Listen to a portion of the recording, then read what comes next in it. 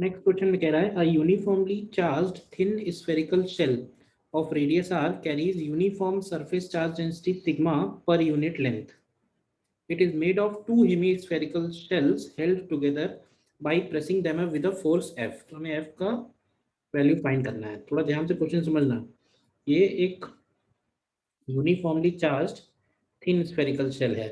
अब क्योंकि positively charge है तो यहाँ पे ये कह रहा है कि अगर हम ये बोलें कि ये दो हेमीस्फेरिकल शेल से मिलके बना है, ठीक है ना, तो ये दोनों पार्ट एक दूसरे पे कितना रिपल्सन का फोर्स लगा रहे होंगे, जिसको बैलेंस करने के लिए हमको अलग से एफ फोर्स लगाए रहना पड़ रहा है.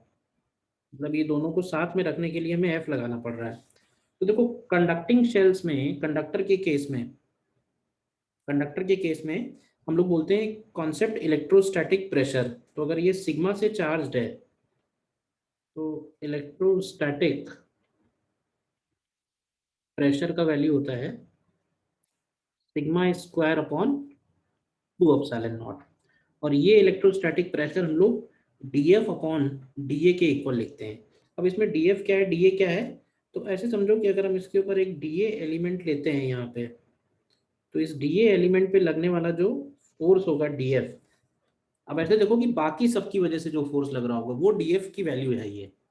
तो अब अगर हमें ये निकालना है कि राइट हाफ लेफ्ट हाफ पे कितना लगा रहा है, तो इसको हम लोग सीधे सीधे बोल सकते हैं कि अगर हम इसका डायरेक्शन यहाँ से कुछ भी ले लें, सपोज थीटा ले लें, तो इस तरह के जितने भी डीएफ होंगे वो सारे हमें ऐड करने पड़ेंगे. तो इसी एक के ऊपर लगने वाला जो फोर्स होगा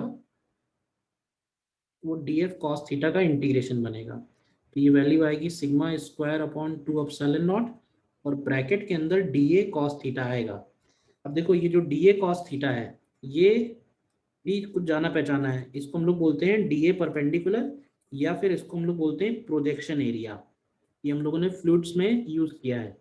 तो इसको हम ऐसे बोल सकते हैं, ये मान के चलो कि इसके अंदर अगर लिक्विड भरा हुआ है और प्रेशर P है, तो एक पर्टिकुलर क्रॉस सेक्शन पे कितना फोर्स लगेगा, तो ये वाला एरिया निकालो सीधे सीधे, प्रोजेक्शन एरिया यही बनेगा. हेमीस्फेरिकल के लिए जो प्रोजेक्शन एरिया है वो ये वाला सरफेस आएगा, ठीक है ना.